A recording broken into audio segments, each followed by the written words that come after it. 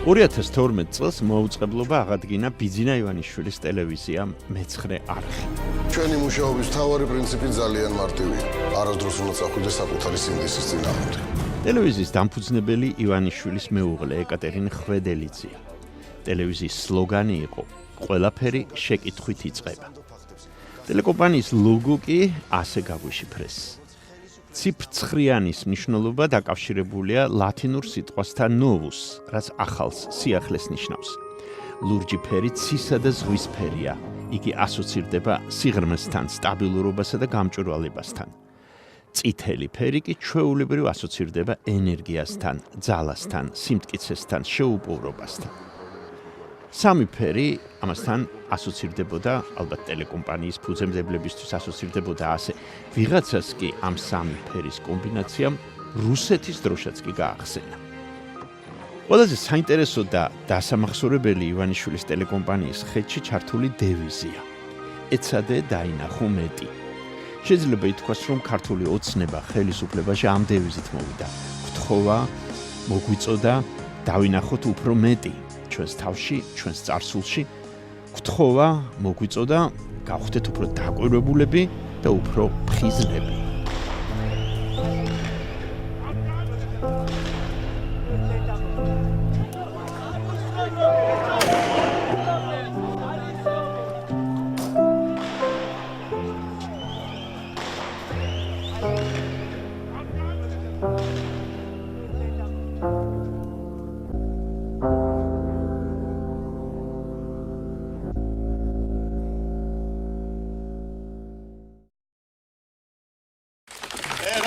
გრძელდება. ჯერ სადახართ, კაცო, მთელი ისა ბიძინას სამზარეულოა, ნაჩალიჩარი. კიდე ყველაფერს არ მოყვები, რეები აქ ჩემთვის ნათხოვნი, რეები უპასუხე მას და ბოლომდე თუ გავა, ბოლომდე გავალთ ჩვენს და სულ გავაშიფლებ მაგის აი ამ რაღაც გეგმებს. როგორც კი რაინდა წოდებულმა ბიზნესმენმა ლევან ვასაძემ ლიდერად გამოაცხადა თავი, მოძრაობისა, რომელიც LGBT პრაიდის იდეის ავტორებს დაუპირისპირდა საქართველოში, ჟურნალისტებმა ვასაძის კავშირები გაიხსენეს რუსეთში მომქმედი ევრაზიული მოძრაობის ლიდერთან, ფილოსოფოს ალექსანდრე დუგინთან. ჯერ კიდევ 2013 წელს დუგინმა განაცხადა, მოსკოვმა სწორი გადაწყვეტილება მიიღო 2008 წელს და გენოციდისგან ერი გადაარჩინა. გაანთავისუფლა აფხაზეთი და სამხრეთი ოსეთი და ახლა пасух агებს მათ საზღვრებზეო. Грузины говорят: верните нам Южную Осетию и Абхазию, мы подумаем о том, чтобы с вами там изменить отношения. На это как раз грузины всегда говорят: давайте так, вы все входите, вы входите в Евразийский союз, Грузия, и тут мы все найдем друг друга. Вы окажетесь в одном государстве с южными осетинами и абхазами, мы окажемся в одном государстве с миллионами русских, которые остались там в Казахстане, все найдут друг друга. И поэтому в рамках Евразийского союза переход на новый уровень интеграции, эти вопросы можно решить. Но то, что Россия никогда не отдаст Южную Осетию и Абхазию Грузии в том виде, в котором Грузия есть, да и вообще в каком бы то ни было, как национальному государству самосуверенному, это факт. Вот смотрите, если вдруг грузины, затеют какую-то такую провокацию, при которой Россия вынуждена будет вмешаться, то вот здесь показано, допустим, вот от границы Южной Осетии до Тбилиси, 35 километров по прямой. 35 километров. Там расположена наша военная база. Ну, собственно, чего мы дурака-то валяем? То есть там реально есть серьезный плацдарм российской армии. როგორ გადავწყვეტოთ სიტუაცია უფრო რბილად, თუ საქართველოს ევრაზიულ კავშირში აფხაზეთსა და სამხრეთ ოსეთთან ერთად გაწევრიანდება. მაშინ ევრაზიის კავშირის ფარგლებში საზღვრების დემარკაციის საკითხი მნიშვნელობას კარგავს, ისევე როგორც მაგალითად ევროპაში. Как хорошо звучала бы предложенная формула Картлико-Хитинское царство или даже Грузинское царство в составе Русской Православной империи Третьего Рима. Так ведь и было задумано и русскими, и грузинами, царями нашими, и первосвященниками, и поддержано было народом. Но что-то пошло не так. You believe there are certain liberal groups, primarily in the United States, that are trying to erode Georgia's Christian heritage and values, right? Hi, George. Yes, and I wish he was only in Georgia. I actually wish he wasn't in Georgia or anywhere else in the world, but 10 დღის წინ, როცა ქართულ პოლიტიკურ სივრცეში ბიზნესმენი ლევან ვასაძე გამოჩნდა, თავად კი გვარწმუნებდა ეს არაა პოლიტიკური სივრცეო, მაგრამ ფაქტია მის მიერ შექმნილმა რაზმებმა ნიშნულოვნად შეარყიეს ქართული პოლიტიკური ცხოვრება. ლევან ვასაძეს სწორედ დუგინთან მეგობრობა გაუხსენეს, კერძოდ რუსი პოლიტოლოგის, ფილოსოფოსის 2008 წელს ჩაწერილი ინტერვიუები, სადაც დუგინი საქართველოზე საუბრობდა. სწორედ ეს ჩანაწერები უჩვენეთ ჩვენი გადაცემის სტუმარს, პოლიტოლოგ კოტე შუბითიძეს.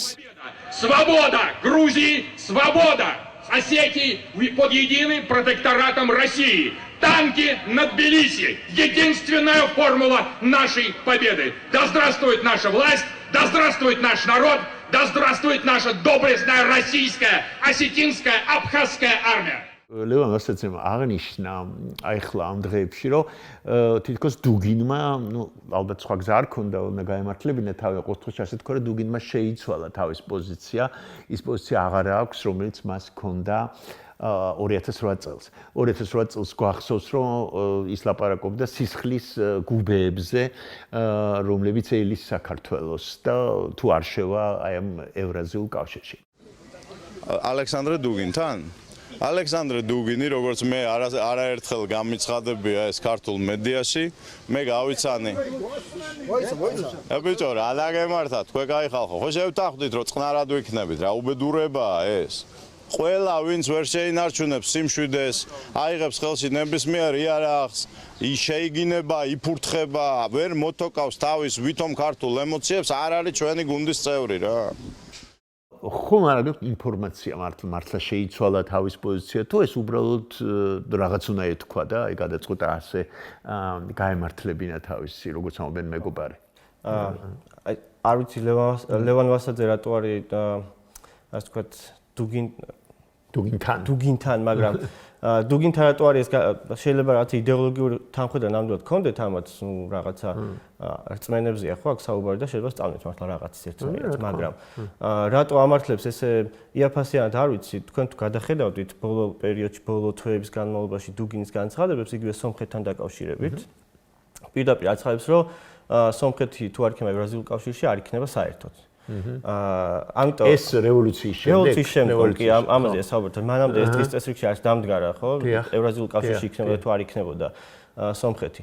სასაცილოც კი არის იმას საუბარი, რომ დუგინი, რომელიც არის მთავარი იდეოლოგი, ერთ-ერთი მთავარი იდეოლოგი, დღეს ნეოიმპერიალისტური რუსული მანქანის შეიცვლის პოზიციებს საქართველოს მიმართებაში, მით უფრო როგორც ვასაძე ამბობდა, თვალებში ჩახედა და აზრების შეცვლა, ეს სასაცილოა. მისი პოზიცია ნელ-ნელა სამწუხაროდ პოპულარული ხდება საქართველოში.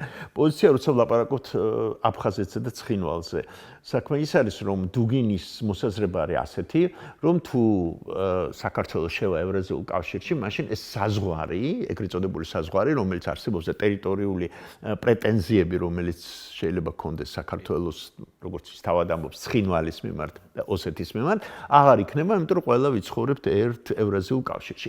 და რა დასამალია საქართველოს ძალიან ბევრი იმეორებს ამ მოსაზრებას. ქალბატონი ნინო ბურჯანაძე ამბობდა, რომ მოაგვარებს ეს აფხაზეთის და ცხინვალის პრობლემას თუ ჩვენ ხელახლა დავუმეგობრდებით რუსეთს და აგერ ბატონო ვასაძეს. ბევრს შეიძლება ეს მოსაზრება მართლა მოეწონოს.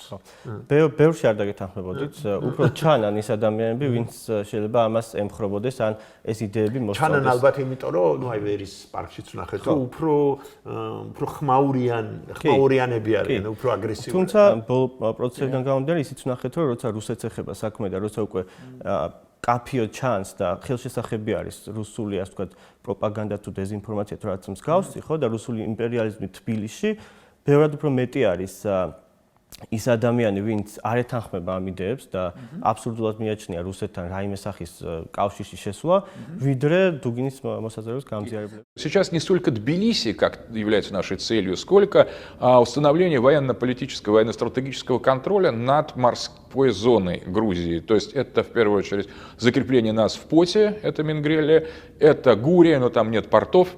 хотя это часть области, которая тоже имеет выход к морю, и это самое главное порт Батуми, то есть Аджария.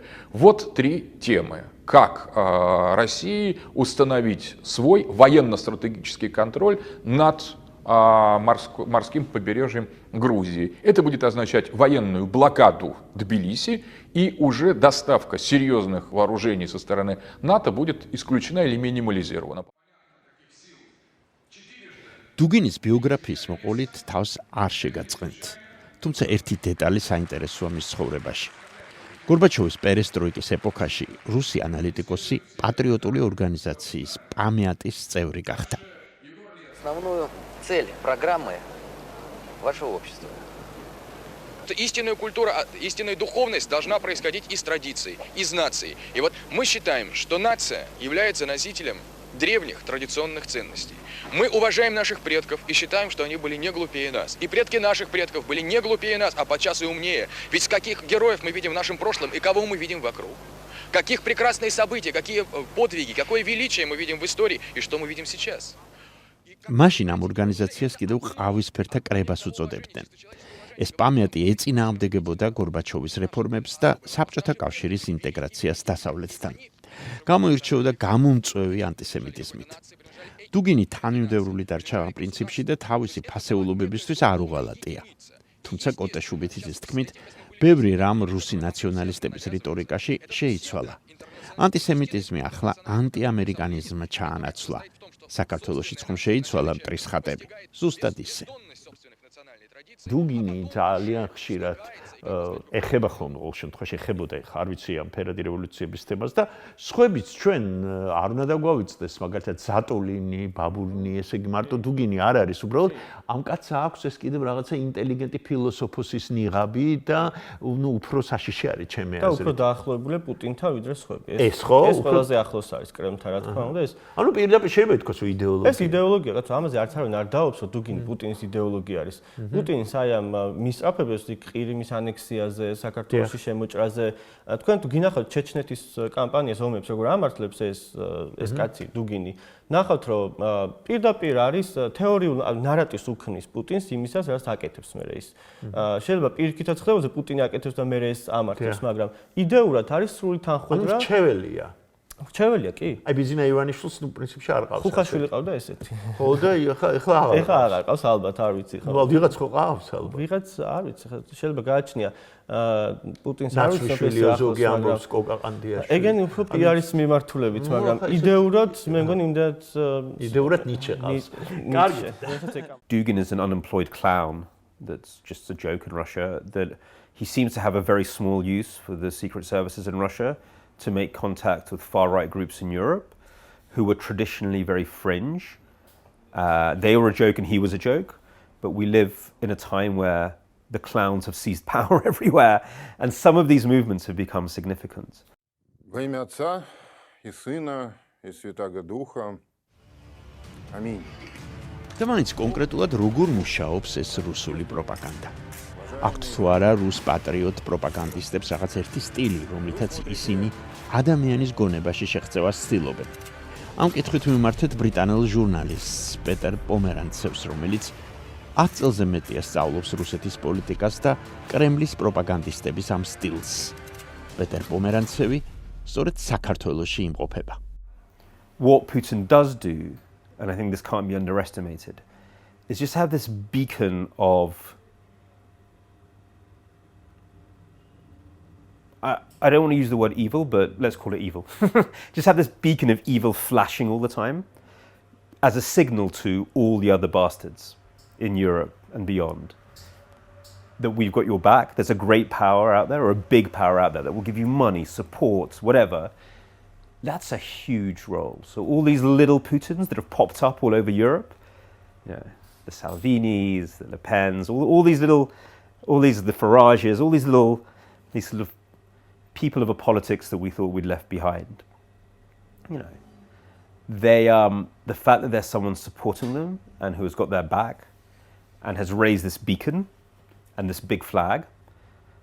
And it's not about ideology, it's more about kind of this nastiness and aggression. I think that's a huge we can't underestimate how big that is, you know, or else they were just these little people in different countries doing little things. So it's very hard to quantify that, but I think it's very important.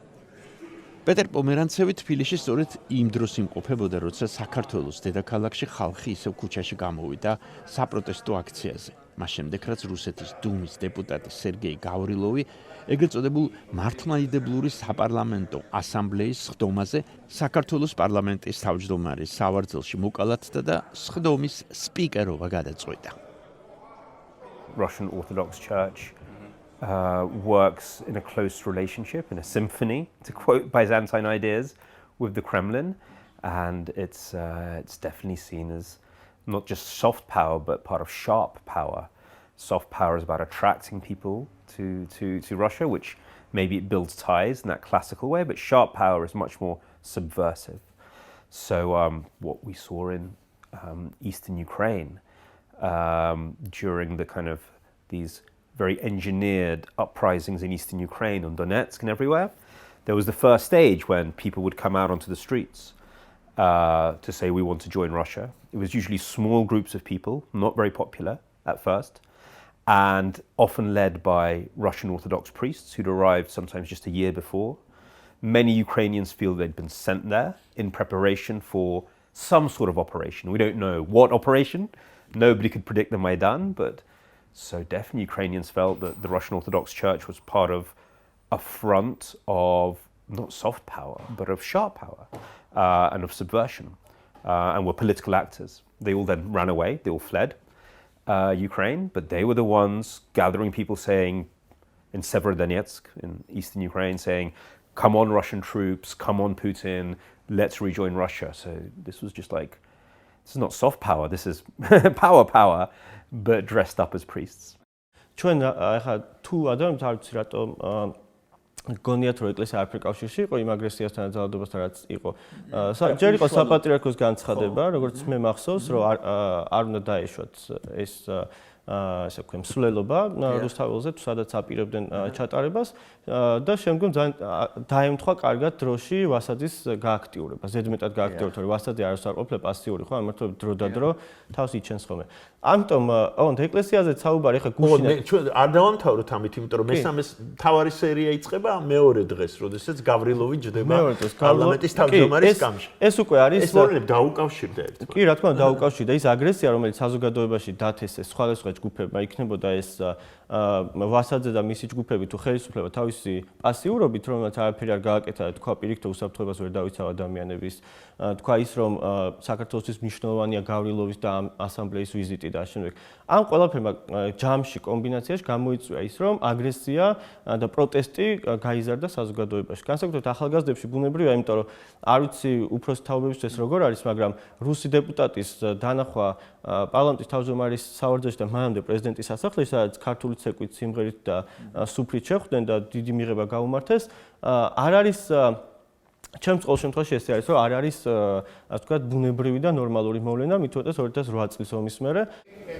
ჩვენ სულ ცოტა ხნის წინ საშუალება ჰქონდა გავსაუბრებოდით სერგეი გავრილოვს, რომელიც ასამბლეის პრეზიდენტია. ჟურნალისტები დამინტერესდით, გრძნობს თუ არა ის გარკვეულ უხერხულობას იმ განცხადებების გამო, რომელიც მან გააკეთა საქართველოსთან მიმართებაში. სერგეი გავრილოვმა მცირე კომენტარი გააკეთა მედიასთან და როგორც ის აცხადებს, ის არავითარ უხერხულობას არ გრძნობს, იქედან გამომდინარე, რომ საქართველო მისი მეორე სამშობლოა. No, discomfort. არანაირი დისკომფორტი არ მაქვს. მე ბედნიერი ვარ, ეს ჩემი სამშობლო საქართველოა. ბოლო რამდენიმე კვირის განმავლობაში ჩვენ ხვედავდით ის ვითომ პატრიოტები და სინამდვილეში რუსეთის გავლენის აგენტები როგორ ცდილობდნენ ამ რელიგიური თემატიკით ჩემი აზრით ძალიან უნიჭოთ სპეკულაციას და არ იყო შემთხვევითი რომ მათი ბუნდღაც არ იყო არ გამოჩენილან ისინი ანტისაოკუპაციო აქციაზე და თვითონ ბატონი გავრილოვი და ეს ყველაფერი მათ არ დაუგმიათ ისინი არიან იგივე დუგინის მეგობრები და დუგინი ვინ არის ყველამ კარგად იცის რომელიც მოითხოვდა თბილისში რუსული ტანკების შემოყვანას გიორგი კანდელაკი საქართველოს პარლამენტის დეპუტატი ევროპული საქართველოსთან ამ საპროტესტო აქციების ერთ-ერთი ორგანიზატორი იყო. უბრალოდ ერთ-ერთი პირველი პარლამენტარი, რომელმაც საპროტესტო აქცია კოლეგებთან ერთად იქვე პარლამენტის ტრიბუნასთან გამართა. გიორგის კითხეთ რუს ანალიტიკოსებზე, რომლებიც დღეს უშუალოდ არიან ჩართულნი პუტინის იმპერიულ პოლიტიკაში. აი კომიკურია ალბათ, რომ აი ამ ორგანიზაციის, რომელიც თავის თავს უწოდებს მართლმადიდებლურ საპარლამენტო ასამბლეას, ამის პრეზიდენტი არის ბატონი გავრილოვი, რომელიც წარმოადგენს კომუნისტურ პარტიას. როგორ შეიძლება კომუნისტი იყოს რაიმე ქრისტიანული ან რელიგიური, თუმცა ქრისტიანული, თუმცა მართლმადიდებლური ორგანიზაციის რამე თანამდებობის პირი, რაიმეს თავმჯდომარე, რომ ბატონი გავრილოვი თავს აცხადებს კომუნისტური პარტიის ფუძემდებლების, ასე ვთქვათ, იდეის გამგზელებლად და ყველამ იცის რომ კომუნისტურმა პარტიამ და მისმა, ასე ვთქვათ, წინამორბედებმა იმსხვერპლეს მილიონობით ქრისტიანი, მილიონობით მართლმადიდებელი და ძალიან ბევრი რელიგიური მოღვაწეც. მათ შორის საქართველოშიც, მაგრამ რუსეთშიც, რა თქმა უნდა, ალბათ იმედია დრო მოვა და ამას რუსეთშიც მიექცევა ყურადღება და დაიდება, ასე ვთქვათ, ხმამაღლა ითქმება პირველ რიგში რა უქნა საკუთრივ რუსეთს კომუნისტურმა პერიოდმა და კომუნისტურმა პარტიამ. ეს ისტორიული შეფასებაც იმედია, რომ ჩვენ მოვესწრებით ამ შეფასების გაკეთებას რუსეთში, ისევე როგორც ეს მოხდა გერმანიაში ნაცისტურ პარტიასთან მიმართებაში. სინამდვილეში, აი, ალბათ არ იქნება გადაჭარბებული თუ ვიტყვით, რომ აი ეს ციკლი, ასე რომ ვთქვათ, ჩვენ რუსეთში გვაქვს პირველ რიგში, იმიტომ რომ არ მომხდარა კომუნიზმის გასამართლება, ისევე როგორც გერმანიაში მოხდა ნაციზმის გასამართლება. იმიტომ რომ დღევანდელი პუტინის რეჟიმის ასე ვთქვათ, ლეგიტიმაცია ემყარება მეორე მსოფლიო ომში გამარჯვების ფაქტს და იმ სრულიად ტყუილ ნარატივს ტყუილებს გამოგონილ ისტორიას მეორე მსოფლიო ომისას, რომელიც იწყება 51 წელს და არა 39 წელს. აი ეს პერიოდი მაგალითად, ეს ერთ-ერთი არაერთადერთი მაგალითია, რომელიც ჩვენთვისაც მნიშვნელოვანია ამ ჩვენს იდეოლოგიურ ბრძოლაში, რომ მეორე მსოფლიო ომი 51 წელს კი არ დაიწყო, 39 წელს დაიწყო და მაშინ ჰიტლერი და სტალინი იყვნენ მოკავშირეები, ხო? ასე რომ ეს სიმბოლო, ნიშანდობლივი სიმბოლოა კომუნისტი, როგორც ცდილობს აი მართლმადიდებლობის თემით манипуляციას და სხვადასხვა ჩვენ ვიპოვნეთ მისი ერთ-ერთი ინტერვიუ 2015 წელს მიცემული თუ არ ვცდები, სადაც იგი ამბობს, რომ აი რუსეთმა და პროგრამული ინტერვიუა, რომ რუსეთმა საკუთარი სტრატეგია საქართველოში, საკუთარი გავლენის აღდგენის სტრატეგია უნდა ამ სტრატეგიაში უნდა დაეყრდნოს რელიგიურ თემატიკას. და აი მაქსიმალური ენერგია უნდა დახარჯოს რუსეთმა რელიგიური თემატიკის აქტუალიზაციაზე.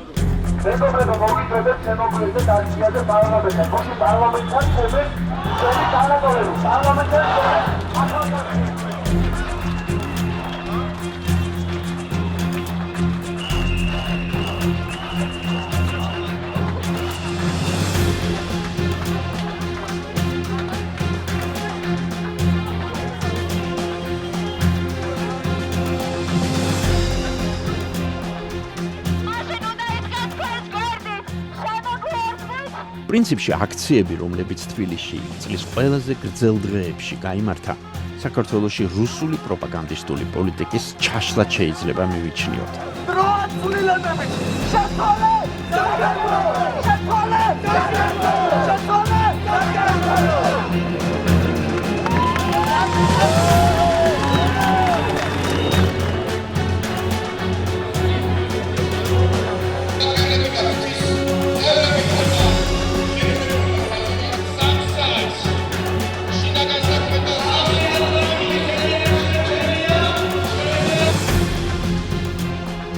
არ არის გამორიცხული, რომ არც მოსკოვი და არც ქართველი, ასე ვთქვათ, პრორუსი პოლიტიკოსები არ მოელოდნენ ხალხის ასეთ პროტესტს, ასეთ ერთსულოვნებას. ყველა ხელი ავწიოთ, აპოლიტიკური, ვინც არის ხელები ავწიოთ ყველა რა. დუგინის გეგმა კიდევ უფრო მეტად დაცილდა რეალობას. ამას ნინო დანელიას ადასტურებს. ყველაფერი ხო დუგინით დაიწყო ფაქტიურად. ეს არის საინტერესო, ჩვენ დაგვავიწყდა, რომ ამ პირველი მოქმედების გმირები იყვნენ ლევან ვასაძე, დუგინის მეგობარი და ის აქციები, რომლებიც გაიმართა იმ პერიოდში. მართლა მაინტერესებს, აი აჩრდილებს თუ ხედავთ აქ ჩვენ ამათ უწოდეთ რუსი ქართველოლოგები, ანუ ის ადამიანები, რომლებიც ქმნიან იდეოლოგიას დღეს საქართველოს წინააღმდეგ. რისი იმედია თვათ და შეიძლება თუ არა მათი კვალი დავინახოთ იმაში, რაც მოხდა ეს დღეები. იცი რა, მთავარი პრობლემა არის სწორედ ეს, რომ რუსეთი ქმნის იდეოლოგიას იმისთვის, რომ შეინარჩუნოს პოლიტიკური გავლენა არა მხოლოდ საქართველოში, არამედ მთელ პოსტსაბჭოთა სივრცეში.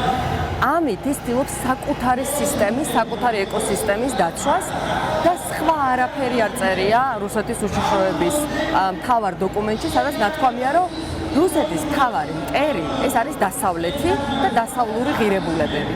და რუსეთმა უნდა გააკეთოს ყველაფერი იმისთვის, რომ აღმოფხვრას ეს დასავლური ღირებულებები. როგორ აკეთებს ამას? პირველი, არა მხოლოდ საქართველოში, ყველა ქვეყანაში რუსეთი პოულობს ორგანულ პოლარიზაციას საზოგადოებაში. პოულობს რა არის ამ საზოგადოებისთვის ყველაზე უფრო ემოციურად მტკივნეული თემა, რომ გამოდოს კაუჭი და მთელი საზოგადოება მიიყვანოს აფექტამდე, სადაც ჩვენ ან ერთმანეს დავერევით, ან დემოკრატიულ სისტემას დავამხობ, ან დაუწყებთ ძლიერ ხელს ძებნას, რომ რაღაცნაირად დაგვაშოშმინოს. ამას აკეთებს მარტო საქართველოში კი არა, ამას აკეთებს ამერიკაში, სადაც შეეცადა ემიგრანტების წინააღმდეგ მიექცია ადამიანები. ამას აკეთებს ევროპაში, სადაც ნაციონალისტურ ტალღას აღვევებს. ამას აკეთებს საქართველოში, სადაც ცდილობს, რომ გამოიყენოს ჩვენი ძაფრი, ესეთი რელიგიური იდენტობა და ქართული იდენტობა და გადაწყვეტა, რომ მისთვის ეხლა ყველაზე უფრო მომგებიანი თემა არის სწორედ LGBT თემის აქტივიზმი და ის ღირსების მარში, რომლებიც აქტივისტებმა დაგეგმეს. რომ ესეთი კავშირები ხელოვნურად ვერ იქნება. თუ რაღაცა საერთო არ აქვთ ამ კავშირში შემავალ წევრებს, ხო, ან იდეები, ან ღირებულებები, ან მიმართულება საითხედავენ თავის თავს. ნუ მაგალითად იტყვის, რომ საბჭოთა წარსული არის საერთო. რომლის გრევას დიდ ბოროტებად მიიჩნევდა პუტინი, ასე რომ. კი, გეოპოლიტიკურ კატასტროფად მიიჩნევდა, მაგრამ საბჭოთა წარსულის აღდგენა და საბჭოთა კავშირის აღდგენა, ეხლა რაც არის ჩვენ იმაზე ვისაუბროთ, რომ ნამდვილად არიან ყველა პოსტსაბჭოთა ქვეყნებში არიან ისეთი ადამიანები, ბევრი არიან, რომელსაც აქვთ რაღაცა ნოსტალგია საბჭოთა კავშირის მიმართ, მაგრამ არ არის პოპულარული, აღარ არის პოპულარული, მათ შორის ისეთ ქვეყნებშიც კი, სადაც რაღაცა დემოკრატიული რევოლუციები და გარდაქმნები არ მოხდა. პარლამენტში ჩვენ დაგვიჯდა იმპერიალისტი კაცი, რომელმაც დაიწყო სხდომის წაყვანა დარბაზში, სადაც ხელი მოვაწერეთ ქვეყნის დამოუკიდებლობას, ხო? იმ ქვეყანაში, სადაც საბჭოთა კავშირშიც კი მთელი ერი გამოვიდა ქუჩაში იმისთვის, რომ დაეცვა ქართული ენა და უცებ რუსეთმა გადაწყვეტა, რომ სწორედ მართლმადიდებლობის თუ მართლმადიდებლური ქვეყნების ფორუმი წაიყვანოს. ესეც ხომ არ არის შემთხვევითი.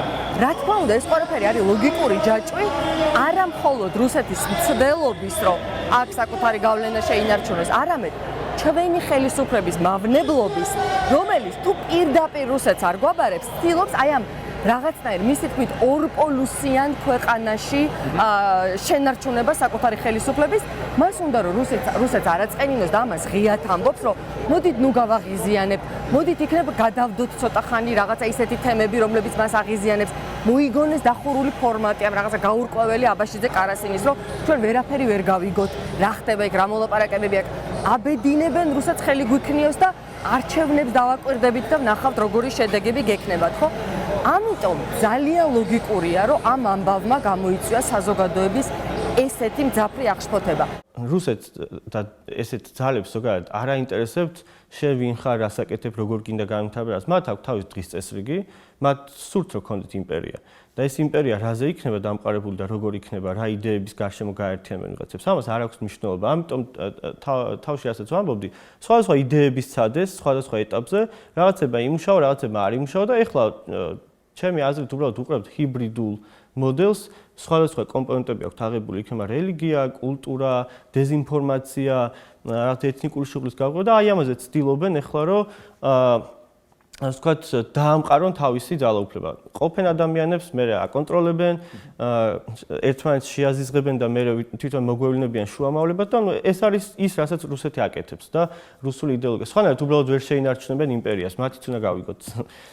Другим новостям. Российским авиакомпаниям с 8 июля временно запрещается летать в Грузию. Турагентствам рекомендовано не продавать туда путевки, а правительству поручено обеспечить возвращение из Грузии россиян, которые там сейчас находятся. Все это положение указа Владимира Путина подписан сегодня и уже вступил в силу. Как сказано, в целях защиты граждан Российской Федерации от преступных или иных противоправных действий.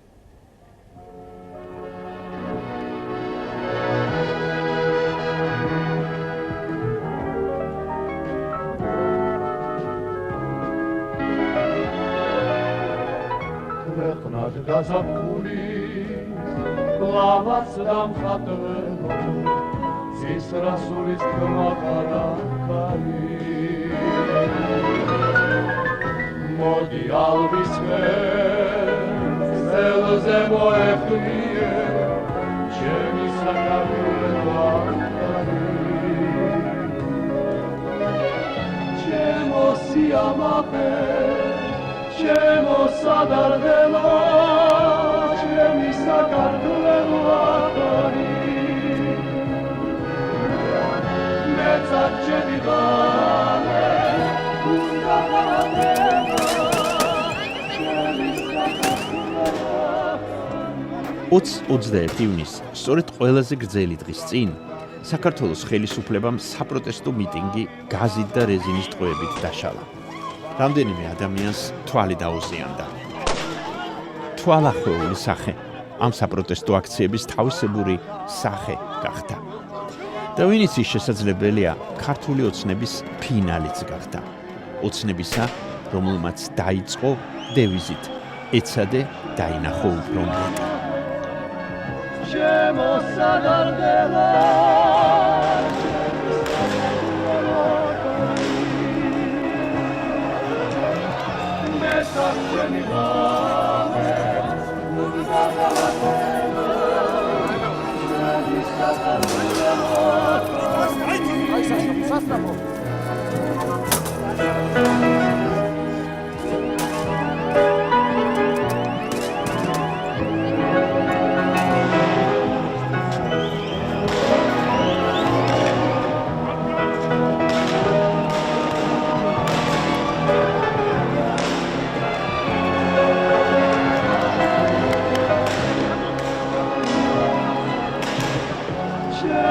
Siamache, chemo sadardelo